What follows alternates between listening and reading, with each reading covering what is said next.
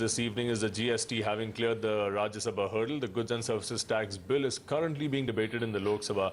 No negative surprises are expected in store in the lower house, with almost all political parties being on board. The Congress and the BJP have already issued a whip asking all members to be present in the house. Now, the highlight will be the Prime Minister's intervention in a short while from now before the amended bill is put to vote. The Finance Minister introduced the bill in the Lok Sabha and thanked all the political parties for arriving at a consensus on his landmark legislation. Let's listen into a few comments from there. हम लोग चाहते थे कि केवल divided parliament इसको पारित करेगी तो उसका लाभ नहीं रहेगा, इसलिए सभी बड़े राजनीतिक दल इसके पक्ष में होने चाहिए। एक देश में एक टैक्स होगा। हम जो देखते हैं कि हर राज्य के ऊपर रुकावटें आती हैं जब कोई सामान एक राज्य से दूसरे राज्य में जाता है, वो नहीं होगा। There will be a seamless transfer of goods and services throughout the country. The whole country will become one integrated market. If there was political consensus,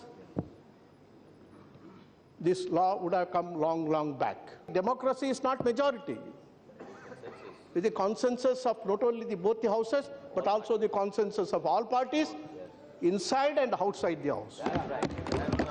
Finance Minister and the major industries bodies have stated that it's a game changer or reform of the century.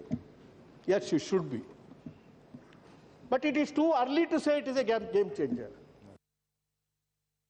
You think of a system where instead of you having DIA, devolving tax to the states, why not have a system where there will be evolving of tax, evolution of tax? The tax is collected by the states and that is sent to the center.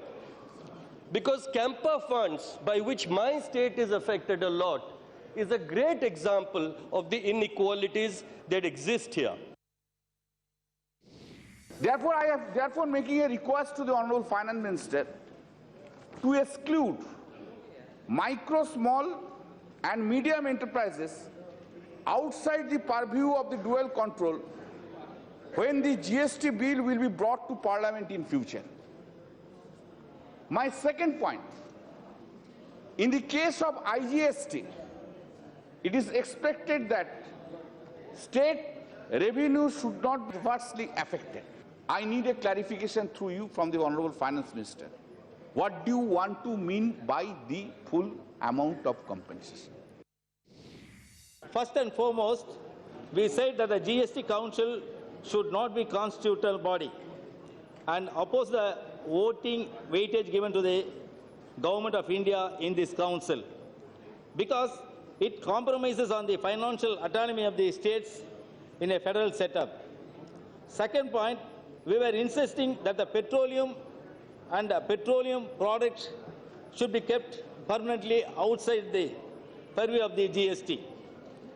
Here the government says that the date from which this will be levied would be decided by the GST Council.